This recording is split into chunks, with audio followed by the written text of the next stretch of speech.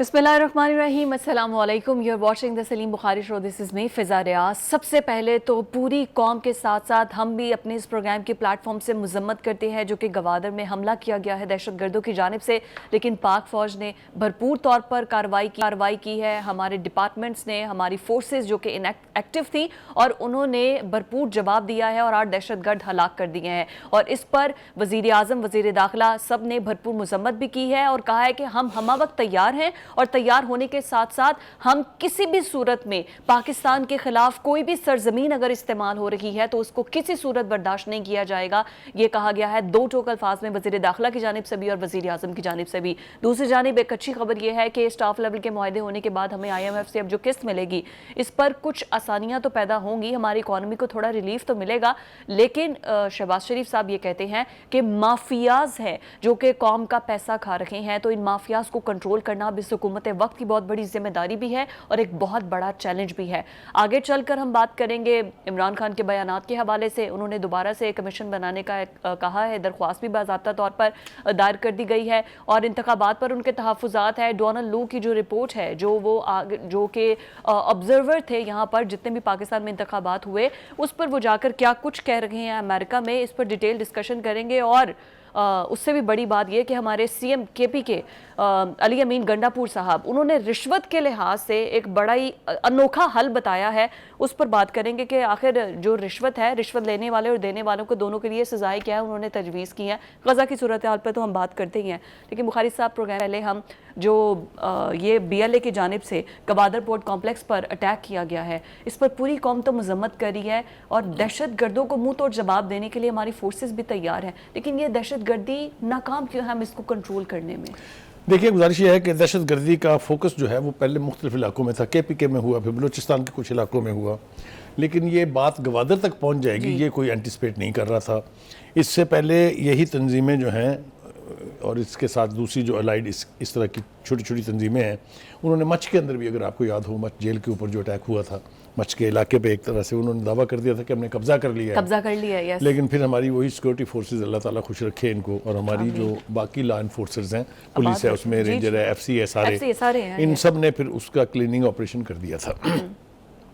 असल बात यह है कि जो ये बात यहाँ तक गवादर तक पहुँचने की मैंने वजह जो है वो अपने नाज़रीन के साथ शेयर करनी है कि अगर आप सज़ा याफ्ता कैदियों को जेलों से रिहा कराएंगे प्रेसिडेंशियल पार्डन के तहत, अगर आप अफ़गानिस्तान से लोगों को ला के यहाँ सेटल करेंगे, अगर आप उनके यहाँ दफातर खोलने की बात करेंगे, अगर आप अपने आप को तालिबान कहलाने पर फ़ख्र करेंगे, तो फिर यही कुछ होगा। राइट। और यही कुछ हो रहा है।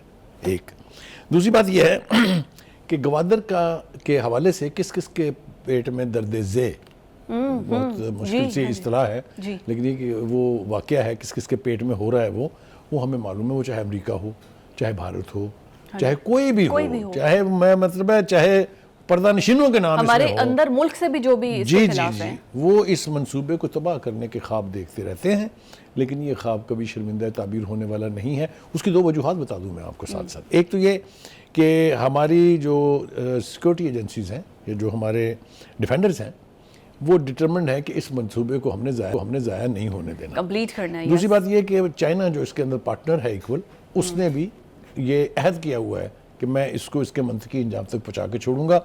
लिहाजा एक सिक्योरिटी अथॉरिटी बनी थी, पाक चाइना सिक्योरिटी अथॉरिटी।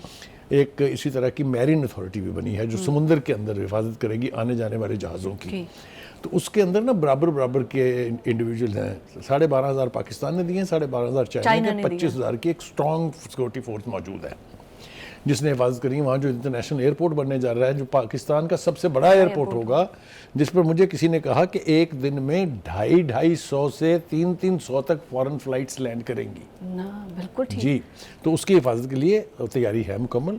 और ये आज का जो हमला है, इसको जिस तरीके से पसपा किया गया है, ये इस बात की निशानदेही कर रहा है कि जनाब असी वेले नहीं बैठे या हम लापरवाह नहीं हैं। हमें मालूम है कि आपने हमें पढ़ना हमने है, quick response लिहाजा तो दिया हम आपको क्विक रिस्पांस दे के साबित करेंगे कि साडे वाल ना आने की कोशिश करना। ठीक है जी, जैसे मैंने पहले कहा, जो गन्स उठा के ले आए हैं वो तो आइस नीयत से है कि खुद तो मरेंगे लेकिन हम करेक्ट, बाकी सबको करेक्ट, उनको ऐसे कंट्रोल ही करना, काबू लोगों करना बात है ना। की, ऐसे ही लोगों की बीचकनी करने के लिए पहले भी एक 3-4 दफा एफर्ट हो चुकी है, आपको याद होगा ऑपरेशन ज़रबे अस्तर रद्दुल आपको फसाद याद होगा ऑपरेशन रद्दुल फसाद, और उसके बाद स्वात का आप रिकॉल करें आप, तो उसके बाद काफ़ी हद तक हमें निजात मिल गई थी इन फितनों से, इन दहशतगर्दों से। मेरे ख्याल से ज़रूरत है एक दफ़ा फिर इसी नौयत का Clean एक करने स्ट्रॉन्ग ऑपरेशन करने की, जिसकी तरफ हमारे लाडले जो हैं मोहसिन नकवी साहब एज ए वज़ीर दाखिला, उन्होंने आज इशारा भी फरमा दिया है। वो नेक्टा अथॉरिटी के दफ्तर गए थे। जी जी, नेक्टा एक ऐसी अथॉरिटी है, अगर आपको याद हो, ये बनाई गई थी कि सूबों के साथ मिलके, सूबाई सतह के ऊपर सूबाई हुकूमतों के साथ, सेंटर में मिनिस्ट्री ऑफ इंटीरियर के साथ और मुसल्ह अफवाज के साथ मिलके दहशत गर्दी को रेजिस्ट करने के लिए, एलिमिनेट करने के लिए, उसका मुकाबला करने के लिए फोर्सेस बनाई जाएं। अनफॉर्चुनेटली उस वक्त की हुकूमतों ने, जो हमारे महात्मा खान साहब की जब हुकूमत थी और हुकूमतें थी, उन्होंने इसके ऊपर कोई तवज्जो देना ज़रूरी नहीं समझा। इसलिए वो अब मोहसिन नकवी साहब ये कह रहे हैं कि उसको हम रीएक्टिवेट करेंगे, री इक्विप करेंगे, रीट्रेन करेंगे और उसको फ्रंट फुट के ऊपर ला के लड़ाएंगे दहशतगर्दों के खिलाफ। नेशनल एक्शन प्लान की जो कमेटी है उसका भी इजलास अगले हफ्ते तलब कर लिया। एब्सोल्युटली। देखें, मोहसिन साहब के बारे में एक बात इस्टेब्लिश है कि वो जब किसी बात का ऐलान कर दें या कोई तहिया कर ले अगर वो, तो फिर उनको रोकना भी मुश्किल है और उनकी कामयाबी को अंडरमाइन करना भी बहुत मुश्किल है। ये हो गया जनाब एक बात। आगे हम अगर आईएमएफ की तरफ चल पड़े, दहशतगर्दी एक दो जुमला अगर आप मुझे फिर मजीद कह लेने दें। देखें, सबसे बड़ा चैलेंज जो है वो इन दहशतगर्दों की पाकिस्तान के अंदर जो सहूलतकारी है, जो इनके स्लीपर सेल्स हैं, उसकी तरफ ही खात्मे के लिए ये बनाई गई थी नेक्टा, अगर आपको याद हो। जी जी, और शुरू में ऑपरेशंस हुए भी थे बहुत ज़्यादा, याद है आपको? ये हम तवक्को करेंगे कि ये जो रीएक्टिवेट करने का, इसको री इक्विप करने का जो प्लान है इंटीरियर मिनिस्टर साहब का, वो इसको अमली जामा पहनाए और जल्द एक ऐसी एडिशनल फोर्स तैयार होगी जो किसी किस्म की सूरत हाल का भी मुकाबला कर सके। आज जनाब आपके आईएमएफ के साथ कल हमने बताया भी था, कल मेरा आपसे सवाल भी यही था जब हमने आईएमएफ को जिक्र किया था कि अल्ले तल्ले कैसे ख़त्म करें वो, उनकी तो अपनी शाखर्चियाँ बहुत ज़्यादा है। लेकिन अभी हमारे वज़ीर आज़म क्या फरमा रहे हैं कि मुझे पता है बिजली चोरी होती है, स्टेटमेंट्स ऐसे दे रहे हैं कि 400-500 अरब रुपए सालाना टैक्स चोरी हो रहा है, बिजली चोरी हो रही है। वज़ीर आज़म ये खुद कह रहे हैं, उनको काबू करने की बजाय हमें बता रहे हैं कि ये सब कुछ हो रहा है। देखिए, पहली बात तो ये है कि ये भी पहली दफ़ा हो रहा है कि जो इल्स हैं, यानी द रॉन्ग्स जो है, उनको हाईलाइट किया जा रहा है, उनको बताया जा रहा है कि जनाब ये खराबियाँ हैं। उन खराबियों की तरफ तो हम आते हैं, लेकिन जो अच्छी खबर है उससे आगाज़ कर लेते हैं। आईएमएफ वो ये है कि आईएमएफ ने आज अपने इलामिये में ये कहा है कि हमारा स्टाफ लेवल मुआहिदा हो गया है, जिसको रोकने के लिए आपको पता है किस किस ने खत लिखे, किस किस ने पाकिस्तान दुश्मनी के मुजाहरे किए, किस किस ने वाशिंगटन में उनके दफ्तरों के सामने बैठ के क्या घटियापन का मुजाहरा किया, क्या अपने लिए लानत कमाई, इसके बावजूद भी वो मुआहिदा हो गया है और $1.1 बिलियन आपको अगले महीने मिल जाएंगे। ठीक है जी, लेकिन बात यहाँ ख़त्म नहीं हुई। जी जी जी, वो जो हम एक और ख्वाहिश कर रहे थे कि जी वो मिड टर्म एक हम और प्रोग्राम हमें चाहिए, उसके लिए भी उन्होंने कह दिया है कि जो कार्रवाई अब तक हो चुकी है, जो परफॉर्मेंस है गवर्नमेंट की, इसके हिसाब से हमें कोई एतराज़ नहीं है। यानी we are ready to hold negotiation with Pakistan government just because of the performance of the caretakers and the current government. ये भी होगी ना, यही है ना, आगे शर्तें तो यही है कि गैस और बिजली महंगी करनी है। मैं उसी तरफ आ रहा था, उन्होंने फिर प्रियम्प्ट कर दिया। देखिए, पहली बात तो ये उन्होंने कहा कि 2400 अरब रुपया जो है ये अदालतों में और ट्रिब्यूनल्स में केसेस पेंडिंग है बड़े बड़े सरमायादारों, बड़े बड़े बिजनेस हाउसेस के खिलाफ। इनके महसूलात के कई सालों से पड़े हैं और फैसले नहीं हो रहे हैं। हमें उस वक्त बहुत जुर्रत और खुशी हुई थी जब काजी फायजी साहब ने कहा था कि इन केसों को भी हम प्रायोरिटी बेस के ऊपर जल्द से जल्द इनके फैसले करके और ख़त्म करेंगे। अगर ये हो जाए तो देखें कितना बड़ा सम आपको मिल जाएगा। एक हो गया, 400 और 500 रुपए की बिजली चोरी हो रही है तो आपको उन्होंने बता दिया है। और बिजली चोरी जिन 2 सूबों में होती है उसका नाम देना बहुत ज़रूरी है। कराची और सिंध में आपको पता है जो हाल है, कुंडा कल्चर जो है, आ रहा हूँ मैं, नहीं मैं बता रहा हूँ, मैं आपको बाकायदा हिसाब दे के बताता हूँ। पंजाब में इलेक्ट्रिसिटी की रिकवरी है 92%। 92%, ठीक है। अच्छा, सिंध में ये रिकवरी है 60%। ओके। और जो केपीके है वहाँ है 42%। अब आप खुद ही अंदाजा लगा लीजिएगा कि कहाँ कहाँ से बिजली चोरी हो रही है और कौन कौन कर रहा है। तो इसमें हमारा क्या कसूर है? पंजाब वाले सबकी बातें भी हम सुने, सबसे ज्यादा इलेक्ट्रिसिटी के बिल भी हम दें फिर। करेक्ट। ये इसके ऊपर हमने किसी दिन एक दिन पूरा प्रोग्राम करना है। हाँ। कि सबसे ज्यादा कुर्बानियां भी हम दें। हाँ। ये बड़ी शर्मनाक बात है कि हम सूबाई सतह के ऊपर बात कर रहे हैं। कुर्बानियों में गालियां भी सबसे ज्यादा हम खाएं। हाँ। हम इरसा में अपना पानी भी सिंध को दे दें जी। और फिर वो अपॉइंटमेंट जो है वो वापस हमारे मुंह पे दे मारे। इसी तरह से KPK साडा हक एथे रख, वो ठीक है बिजली वहां से आती, तरबेला से भी आती है, लेकिन भाई साहब और भी तो आपको बहुत कुछ छोटे छोटे डैम बनाए थे। नहीं आप छोड़े जी, छोड़े वो उनकी ना बात किया करें। वो उन्होंने क्या बनाना था, क्या उन्होंने बनाया है। वो सुनामी ट्री, वो कहते हैं ना जहाज लेके मैं एक दिन चला, मुझे नीचे को घर ही नहीं नजर आ रहा था, सब ट्री ट्री, जिधर देखो ट्री ट्री, हाँ दरिया भी नहीं नजर आ रहा था मुझे कोई। तो सुनामी तभी तो कहते हैं ना आप उसको। तो उनकी बातें ना करें। 360 डैम बनाने थे उन्होंने, वो भी याद होगा आपको। 50 करोड़ नौकरियां देनी थी, वो भी याद होगा आपको। 50,000 घर देने थे, 50 लाख, वो भी आपको याद होगा। तो उनकी ना बात किया करें, हमें अपने आप को हम खुद शर्मिंदा करते हैं। लेकिन अभी जो मिड टर्म एग्रीमेंट की हम बात कर रहे हैं, अगर वो एग्रीमेंट हो जाता है तो उसकी कीमत आप और हम ही देंगे ना फिर। देखिए गुजारिश ये है, अगर तो हमने वाकईतन इस इकॉनमी को बेहतर करना है, अपने अंदर के लूप होल अगर हम खत्म कर लें तो हमारा पौना काम हो जाता है। तवज्जो से सुने मैं क्या कह रहा हूँ। हमें सिर्फ डेट सर्विसिंग के लिए कुछ थोड़ा सा सरमाया चाहिए होगा जिसे हम अफोर्ड कर सकते हैं टू पे बैक। जिस तरह मैंने कहा मुकदमात हैं 2400 अरब रुपया, चोरी है 400 से लेके 500 अरब रुपए की हर साल की। जो अल्ले तलल्ले हैं, जो अयाशियाँ हैं, तनख्वाहें बढ़ा ली, पार्लियामेंट वालों ने भी, अदलिया ने भी कहा हम क्यों पीछे रहे हैं उसके। हाँ। ये सारी चीज़ें, और गाड़ी जो है वो हमने बड़ी से बड़ी लेनी है। हाँ, पेट्रोल हमने जो है वो फ्री के यूनिट्स हैं। तो कहने का मतलब ये है कि अगर हम अपने अल्ले तलल्ले, यानी जिसको कहते हैं नॉन प्रोडक्टिव एक्सपेंडिचर, एक तो होता है ना जी प्रोडक्टिव है कि वो इनएविटेबल है, वो आपने करना ही करना है। जो नॉन प्रोडक्टिव एक्सपेंडिचर है, इसको अगर आप कम कर लें तो बहुत बड़ा सरमाया जो है वो बचाया जा सकता है। अच्छा, ये आपकी बात ठीक है और इस पे तमाम गवर्नमेंट आके यही कहती है। आगे चल के हम डिस्कशन करेंगे भी, कभी ना भी कोई वो नहीं ले रही मराहत और वो सारी चीज़ें नहीं ले रही। लेकिन जब वज़ीर आज़म सिटिंग खुद कह रहे हैं कि हमें पता है टैक्स चोरी हो रही है, माफियाज़ हैं यहाँ पर जो कि कौम का पैसा खा रहे हैं, तो ये माफियाज़ को नकेल आपने मैंने डालनी है। देखिए ये माफियाज मुझ में और आप में है नहीं, ये माफियाज उन्हीं में है। हाँ। ये उन्हीं की क्लास है। जो रूलिंग एलीट रही है, जो बिजनेस एलीट है, जो इंडस्ट्रियल एलीट है। आप IMF ने क्या कहा है आपसे? आपने कहा है कि उनको हाथ डालें। हाँ। उनको आप हाथ डालेंगे, हमें कुछ चाहिए ही नहीं बाहर से। आप अंदाजा करें हमारी हालत क्या है। हम दुनिया के 5वें ग्रेट इंडस्ट्रियल अपने एग्रीकल्चर आउटपुट के मुल्क हैं। ठीक है, तो गंदम मंगाते रहे हम बाहर से, चीनी मंगाते रहे हम बाहर से, और अपनी बाहर भेजते रहे। डूब मरने का मकाम है या नहीं है? है ना? तो ये फैसले किसके थे? ठीक है। एनीवे, हैविंग सेड दिस, अगर हम अपना किबला दुरुस्त कर लें, अगर हम अपने अल्ले तल्ले मुका लें, नहीं है ज़रूरत हमें किसी की मदद की भी। ये ख्वाब शर्मिंदा ताबीर होगा कि नहीं, अपने शहबाज शरीफ साहब में ये कैपेसिटी है या नहीं। पहले वो अकेले थे, अब उन्हें भाई की जो मुशावरत है हर वक्त के लिए हासिल है। पहले हमेशा से मुखासमत रहती थी एस्टेब्लिशमेंट के साथ, एस्टेब्लिशमेंट उनकी साइड पर है। अगर अब भी ना हुआ तो फिर ये कभी नहीं होगा। अल्लाह करे अब हो भी जाए ना। अगर अब सब एक पेज पर नज़र आ रहे हैं तो ये फिर जो पेज है वो वाइट ही रहे, ब्लैक करने की ज़रूरत नहीं है, क्योंकि मुंह पर काला करके फिर इन्हें खुद ही बाद में जूतियाँ खानी पड़ेंगी। एक तरफ तो खासा मुतालबा कर रहे हैं कि जुडिशल कमीशन बनाया जाए इंतखाबात के हवाले से, दूसरी जानिब डोनाल्ड लू जो कि एक तरह से फॉरेन मिनिस्टर हैं अमेरिका के, जो ऑब्जर्व करके गए हैं पूरे इलेक्शंस को।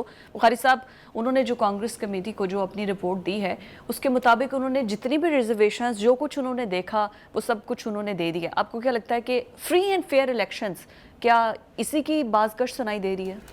देखिए, पहली बात तो यह है कि कोई भी सेन आदमी पाकिस्तान में किसी भी इलेक्शन को, इसको तो छोड़ देना 2024 और 2018, ये दो इलेक्शन तो बदतरीन है ना, लेकिन किसी भी इलेक्शन को कोई शख्स नहीं कह सकता कि वो एरर फ्री थे। उनमें कतई कोई धांधली नहीं हुई। सिर्फ एक 1970 के इलेक्शन के बारे में ये कहा जाता है, लेकिन that is also not Holi true. ठीक है जी। अच्छा, क्योंकि उधर मशरकी पाकिस्तान में आपको पता है कि कोई किसी दूसरी पार्टी को वोट देने का सोच ही नहीं सकता था, इसलिए कि लोग वहाँ उबले हुए थे, आपको सब पता है। एनीवे, हैविंग सेड दैट, तो एक तो ये बात तय हो गई है कि इलेक्शंस में छोटी मोटी गड़बड़ें होती हैं, धांधलियाँ होती हैं। इन दो इलेक्शन में बहुत ज़्यादा हुई हैं। 2018 का इलेक्शन जो है वो वायलेंस के एतबार से शायद इतना वायलेंट नहीं था, लेकिन मैनिपुलेशन के हवाले से उसका भी कोई जवाब नहीं है। Nobody can turn around tell me कि वो बड़ा अच्छा इंतखाब था, क्योंकि उसमें हमारे इक़्तिदार मिल गया था, इसलिए वहां तो सब ठीक था। वो जो डस्के में हुआ था, अमले समेत सारे लेके वोटों के बक्से भाग गए, वो किसको मालूम नहीं है, किसको याद नहीं है। खैर एनीवे उसको छोड़ दीजिए। अब आ जाए 2024 का इलेक्शन। हमने चूंकि आप भी उस जुर्म में शामिल हैं मेरे कि हमने बैठ के 24 घंटे की ट्रांसमिशन की इलेक्शन के ऊपर, डे 1 से, ठीक है। 1 फरवरी हम से। उस वक्त भी मोतरस थे बहुत सारी चीज़ों के ऊपर, हम आइडेंटिफाई कर रहे थे कि ये गड़बड़ हो रही है। हम आज भी ये कहते हैं कि बेपनाह गड़बड़ हुई है इसमें, ये कत्तन एरर फ्री इलेक्शन नहीं है। फेयर इनफ, ठीक है। और कुछ ऐसे काम भी हुए हैं जो पहले नहीं हुए। मिसाल के तौर पे कागजात जमा ना कराने देना, जलसों की इजाजत ना देना, लोगों को उठा के ले जाना, ये सारे वाक़यात, दहशतगर्दी के वाक़यात की तो मैं जानबूझ के जिक्र नहीं कर रहा, क्योंकि दूसरी मुखालिफ पार्टियों के ऊपर आपको पता है कैसे कैसे हमले हुए, ठीक है। बिल्कुल। तो ये गड़बड़ें तो हुई हैं। अच्छा, डोनाल्ड लू ने इसका जिक्र भी किया है, फिर मोबाइल फोन बंद रहना। मैं उसी तरफ आ रहा हूँ। देखिए ना, अगर 2018 की बात करें हम तो RTS सिस्टम बैठ गया था, यस, ठीक है जी। और अब की बात करें हम तो इन्होंने मोबाइल बंद कर दिए थे, इंटरनेट बंद कर दिया था जी। तो ये गड़बड़ें तो बिल्कुल हैं। लेकिन इसके बावजूद भी ये कहना कि ये इलेक्शन बाकी तमाम इलेक्शनों से ज्यादा रिग्ड और ज्यादा बदतर था, इसके लिए बड़ा हौसला चाहिए। हाँ। हमने कहा कि इसमें सारी गड़बड़ें जितनी भी मैंने अभी पॉइंट आउट की हैं सारी हुई हैं। हाँ, ठीक है। और इसने इलेक्शन की क्रेडिबिलिटी को बस सब जीरो नहीं किया, बट अदरवाइज जीरो हो गई। देखें ना, जब आप ओवरऑल इतनी बातें करते हैं तो फिर इलेक्शन तो क्रेडिबिलिटी कब रह जाती है, जब क्वेश्चनेबल होते हैं ना। क्या कहते हैं शेर अब्दुल मरवत भाई, क्या कहते हैं कि इलेक्शन तो एनीवे, हैविंग सेड दैट, अब आ जाए कि ये डोनाल्ड लू साहब ने सिर्फ यही बात तो नहीं की। हाँ, बाकी बातों का तज़किरा ना करना भी तो बड़ी ज्यादती है। बिल्कुल ठीक है। As a citizen of Pakistan I would imagine कि डोनाल्ड लू साहब ने इमरान खान साहब से अपना बदला ले लिया है। अच्छा, कैसे ले लिया उन्होंने बदला? कैसे? मुझे ये लगता है कि इलेक्शन के ऊपर बात करने का तो एक बहाना था। अच्छा, डोनाल्ड लू का? जी, ओके। सारी बातें उन्होंने की, हमने लोगों के साथ शेयर कर ली हैं, हमने अपने नाज़रीन को बता दिया। उन्होंने ये रिपोर्ट कांग्रेस में दे दी है। ठीक है, ठीक, ये भी रिकॉर्ड का हिस्सा है। यस। लेकिन उन्होंने कहा कि साइफर वाली बकवास जो है ये बिल्कुल बेबुनियाद और पीटीआई के बानी का झूठ था। ओके, ठीक है, ये इतने ही लफ्ज़ हैं जो मैं कह रहा हूं आपसे। जी, यही स्टेटमेंट है। वो कहता है मैं नहीं कह रहा, ये बात पाकिस्तान के अमेरिका के में सफीर असद मजीद ने भी खुद बयान रिकॉर्ड करवाया अपना जी, कि इसमें कोई साजिश नहीं थी। ठीक हो गया जी। दूसरा, उन्होंने कैटेगोरिकली कहा कि इमरान खान को इक़्तिदार से हटाने में हमारा कोई रोल नहीं है। ठीक है। अब ये होगा क्या, जो माशाल्लाह मीडिया पाला है, सोशल मीडिया खास तौर से खान साहब ने, उसमें ये वाला पोर्शन जो है ये आपको नजर नहीं आएगा कहीं कि डोनाल्ड लू ने हमने अपनी ईमानदारी से जो उसने इलेक्शन पर कहा वो भी बयान कर दिया है, और दूसरी बात भी बता दी हमने, यानी सिक्के के दोनों तरफ दिखा दिए हैं। हाँ। लेकिन वो सोशल मीडिया जो है वो सिर्फ ऑफिशियली सर्टिफाइड ट्रुथ दिखाता है, जहां खान साहब की नोट आ जाए वो दिखा देंगे। लेकिन इससे पहले तक डोनाल्ड लू ने ऐसा क्यों कोई बयान नहीं दिया था? अब आकर इलेक्शंस पर ये बयान देना, ये मैं अर्ज करूं, जो जिस खित्ते के ऊपर एहलकार मुकर्रर होता है ना अमेरिकन इंतजामिया का, वो कांग्रेस को ब्रीफ करता है। It's a routine. ये सिर्फ इसलिए नहीं हुआ है कि पाकिस्तान में इलेक्शन रिग हो गया है। दिस इज ए रूटीन कि कांग्रेस की हेयरिंग होती है हर खित्ते के, यानी जैसा हमारे यहाँ फॉरेन ऑफिस के अंदर हर रीजन का एक यानी डायरेक्टर और एक उसका डेस्क होता है, इसी तरह वहाँ है। डोनाल्ड लू चूँकि साउथ एशिया के जो हैं वो एहलकार हैं अमेरिकन इंतजामिया के, तो उन्होंने अपडेट करना होता है कांग्रेस को कि क्या क्या हुआ है। ठीक हो गया जी। तो एक तो बात यह है कि बात जो है वो इलेक्शन पर तशवीश अपनी जगह, लेकिन खान साहब के जो कारनामे हैं उसके ऊपर भी काफ़ी सारी तफसीली रोशनी डाल दी गई है। तो जो इलेक्शन में हुआ है, हम अब तो दुआ करने का भी कोई फ़ायदा नहीं है ना कि जी काश ना होता। तो लेकिन अब बाई इलेक्शन है, सेनेट के इलेक्शन है, खुदा के वास्ते उन कबाहतों से, उन बदअमालियों से गुरेज करें। ये हमारा मशवरा है इलेक्शन कमीशन को भी, और वो जो इलेक्शन कराएंगे उनको भी। अब वो कह रहे हैं जुडिशियल कमीशन बनाई जाए जो कि इंक्वायरी करे कि इलेक्शंस में धांधली हुई है या नहीं हुई है, और बाकायदा तौर पर दरख्वास्त भी दायर कर दी गई। देखिए, मैंने अर्ज किया आपसे कि खान साहब की फरमाइश पर 2013 में भी एक कमीशन, जुडिशियल कमीशन बना था, बना था, जब उन्होंने वो 4 हलकों वाली मंत्रा जो है वो दोहराई थी जी। उसकी जो ऑब्जर्वेशन है मुझे अच्छी तरह से याद है। उसमें कहा गया था कि जी जो इन 4 हलकों की हद तक तो नॉर्मल नौयत की इरेगुलरिटीज़ हुई हैं, लेकिन कोई ग्रास रूट लेवल या ओवरऑल धांधली नहीं हुई, ये उसकी ऑब्जर्वेशन थी। ठीक है।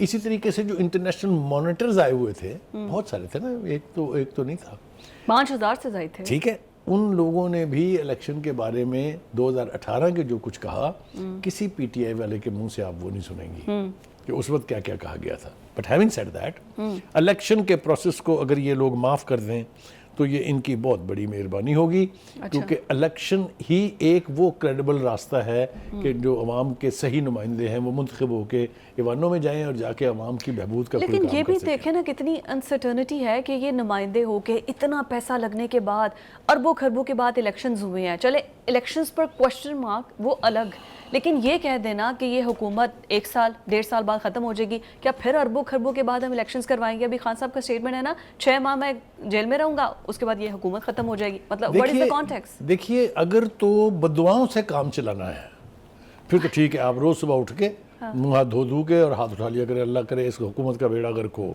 अल्लाह करे ये हो, अल्लाह करे ये हो। तो इससे तो ना हुकूमतें गिरती हैं ना हुकूमतें चलती हैं।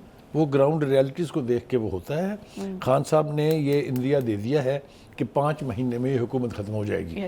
लेकिन मुझे यूँ लगता है कि वो बाजवा, जनाब बाजवा की तरह से 5 महीने के बाद जब ये हुकूमत अभी कायम होगी तो इसको एक्सटेंशन देंगे। अच्छा, कि हुकूमत को एक्सटेंशन पहले 6 महीने की जिस तरह बाजवा साहब को दी थी, अगर फिर भी ना गिरी तो फिर 3 साल की, और इस बीच में अल्लाह के फजल से उनका टेन्योर पूरा हो जाएगा और नया इलेक्शन आ जाएगा। हम सिर्फ ये चाहते हैं आज 2 मुकदमात से बरी भी हो कोई ऐसा काम ना करें जिससे पाकिस्तान एज ए मुल्क, पाकिस्तान एज ए मुआशरा अंडरमाइन हो। अब आ जाइए उन मुकदमों की तरफ, अगर हमने वो बात ना की तो बड़ी ज्यादती हो जाएगी। देखिए, 2 और मुकदमात जो हैं, कल भी 2 खत्म हुए, आज भी 2 वो फारग हो गए। क्या हमने 1 से ज़्यादा प्रोग्रामों में ये नहीं कहा कि जो मुकदमात इंतकामी जज्बे के तहत बनाए जाते हैं, जिन मुकदमात में एविडेंस नहीं होती, जिन मुकदमात में गवाह नहीं होते, उन्हें अदालतों को उड़ाना पड़ता है। और यही हुआ जो आज हम कह रहे हैं कि जनाब लाडले बन के आ गए और मुकदमात ख़त्म हो रहे हैं। उन मुकदमात में भी कोई जान नहीं थी, कुछ साबित नहीं हुआ। और याद रखिए, जो खान साहब के हुकूमत के 4 साल थे, उस बीच में भी नहीं साबित हुआ कुछ भी नहीं। ठीक है। यही हमने कहा, जिम्मेदारी से कहा कि जो 180 मुकदमे अच्छा, वैसे ये हमारा टॉपिक तो नहीं था, लेकिन हम चूंकि प्रोग्राम मीटिंग में देख रहे थे, नईम बुखारी और चीफ जस्टिस का मुकालमा बड़ा मजेदार था। वो नईम बुखारी साहब जो है ना, उनके पास मुस्कुराहट बहुत स्ट्रॉन्ग हथियार है। उन्होंने ठीक कहा कि मैं कब्रिस्तान भी जाऊं तो शायद मुर्दे को हंसा दूंगा, लेकिन अक्सर उनकी मुस्कुराहट में सरकास्टिज्म होता है। हाँ, सार्कास्टिक होते हैं वो। वो बहुत सरकास्टिक होती है, और इसलिए उसके बारे में मेरे ख्याल से चीफ जस्टिस साहब ने सही पॉइंट आउट किया था। इससे पहले कि आप इसको ख़त्म करें जनाब, ये जो मुकदमात ख़त्म हो रहे हैं, इससे एक चीज़ जो है वो एक शिद्दत के साथ एहसास मुझे पैदा हो रहा है कि वो अदालतें जो सहूलत कारी करती थी, जो बदबूदार रवायत को जिन्होंने जन्म दिया और जारी रखा, वो अब ख़त्म होती जा रही है। केसेस अगर मेरिट्स पर ट्रीट होंगे, वो चाहे खान साहब के खिलाफ हो, चाहे किसी के भी खिलाफ हो, तो अदलिया का वकार भी बुलंद होगा और पाकिस्तान का वकार भी बुलंद होगा। ठीक है जी। चलते चलते इससे पहले कि आप मुझे कहें कि जनाब मैंने अगले सेगमेंट के लिए टाइम बचाना चाह रही हूँ। जी, वो बस लास्ट जुमले की इजाज़त दीजिए। हमाद अजहर साहब जो काफ़ी अरसे से गायब हैं जी, छुपे हुए कह लीजिए, रुपोश कह लीजिए, जितना मर्जी हसीन लफ्ज़ आप इस्तेमाल कर लीजिए, जो सदर भी हैं पंजाब के, और अगर हम टिकट्स की तरफ देखें तो सेक्रेटरी भी हैं, उन्होंने ये फैसला किया है, उन्होंने अपने ओहदे से इस्तीफा दे दिया और ये फैसला किया कि मैं एक कारकुन के तौर पे काम करूंगा। अच्छा। पार्टी में ही रहना है तो आप लीडर बन के होते हुए कारकुन बन के काम करें तो मजा ना आ जाए, दो आफशा हो जाए नशा सारा। अरे यही अभी जो सारे पीटीआई में आए हुए हैं, पहले ये कब थे? ये शेर अफजल मरवत और ये सब आई तब है जब ये सब ग्रुप होश हो गए। इनको कहते हैं पैराट्रूपर्स। Yes, paratroopers.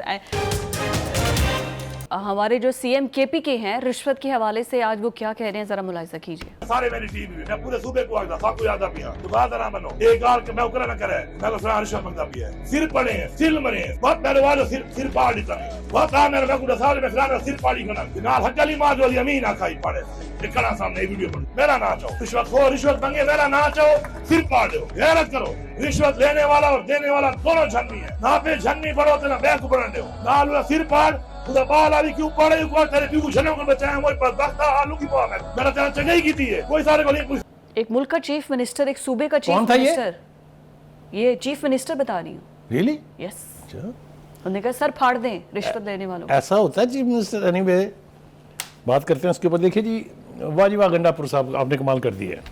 वाह, आपने रिश्वत देने वाले का सर फाड़ने के लिए ईंट के इस्तेमाल की जो तरकीब बताई है वो बहुत अच्छी है, लेकिन आप एक गलती कर गए। अच्छा, आपको साथ ही ये भी बताना चाहिए था कि जो शराब पिए, जिसके पास से शराब की बोतलें निकलें, बाद में शहद की बोतलें मिल जाएं, उसके लिए क्या सज़ा होनी चाहिए। अच्छा, वो भी साथ साथ तजवीज़ फरमा देते तो काफ़ी लोगों का काम हो जाता। एक बात। दूसरी बात यह है कि गंडापुर साहब, ये ईंट के इस्तेमाल तक ही रहने दीजिएगा खुदा के लिए, क्योंकि आपके लोगों के पास और तजर्बात बहुत हैं।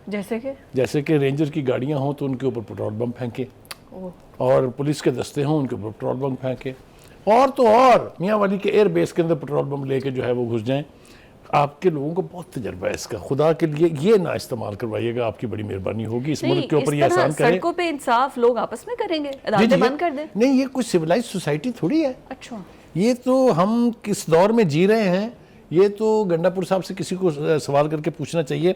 दूसरी बात ये कि वो देखें किस हद तक इनकरेज कर रहे हैं कि आप जाएं, ईंट से सर फाड़ के आएँ, आके मुझे बताएं। मुझे रिपोर्ट भी करें। मैं आपको गारलैंड करूंगा, यानी हार डालूंगा आपको। आप हमारे हीरोज हैं, क्योंकि यही काम तो उनको आता है, और तो इसके अलावा कुछ आता नहीं है उनको। तो गंडापुर साहब ने ना अपने साथ कोई बेहतर काम किया है, ना अपने सूबे के साथ कोई बेहतर काम किया है, ना वहाँ की आवाम को कोई सही मशवरा दिया है। अगर तो ये सूबे और मुल्क इन्होंने इस तरह चलाना है जिसका मॉडल हम इस वक्त स्क्रीन पे देख रहे हैं, तो God bless PTI, God bless Khan साहब, God bless KPK and its chief minister. अच्छा, क्या रियासत मदीना में ऐसा होता था? जी, रियासत मदीना में यही तो है। देखिए, रियासत मदीना, उसकी कौन बात कर रहा है? नौज़बिल्ला, हमारी मजाल ही नहीं है उसको इक्वेट करने की किसी से, लेकिन जो रियासत ये बनाना चाहते थे वो यही है, वो नक्शा है, बिल्कुल ठीक है, ऐसा ही होगा।